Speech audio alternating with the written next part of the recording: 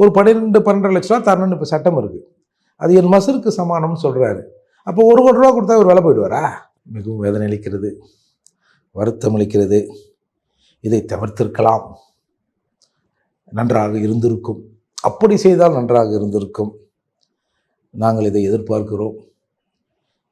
இது கண்ணியமாக நடந்து கொள்ளும் என கண்ணியத்தோடு காத்திருக்கிறோம்.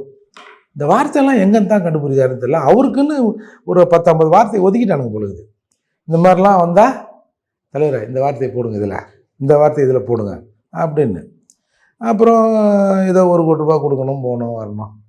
அந்த மனுஷன் தான் இருக்கிற நிவாரணமே வேணாயா சார். ஒரு புல்லு செத்த பிறகு அந்த பணத்தை வந்து என்ன சார் பண்ணும்? என்ன யூஸ்? என்ன நானா இல்லாதவனா? அதை யூஸ் பண்ணா கூட தான் உயிரை யூஸ் பண்ண மாதிரி என் புள்ளைய பள்ளி கொடுத்து வாங்கின காசு மாதிரி இல்லை. இப்போ இழப்பீடுங்கிறது சட்டம் வந்து சொல்கிறது தான். ஒரு ஆக்சிடெண்ட்டில் இறந்துறான்னா அதுக்கு என்ன இழப்பீடு? அவைவாடி வண்டி ஏற்றி கொண்டுட்டேன், ஒன்று ஏறா வண்டி ஏற்றி கொள்ள விடானா சொல்ல முடியும். அதுக்கு ஒரு இழப்பீடு பணம் தான் சார், அது ஓகே. ஆனால் என்கிட்ட தேவையான அளவுக்கு வசதி இருக்குது. அப்போ நான் அந்த பணத்தை எடுத்து செலவு பண்ணுற போது ஒவ்வொரு காசும் என் பிள்ளையின் உயிர் போகிற அந்த மரண வேதனையை நான் உணர்வேன்ல. எனக்கு வேறு வழி இல்லை, சாப்பாட்டுக்கு வழி இல்லைன்னா சரி என் பிள்ளை இருந்தால் சம்பாரித்து கொடுத்துருப்பான், சரி அப்படின்னு கூட அதை ஏற்றுக்கலாம்.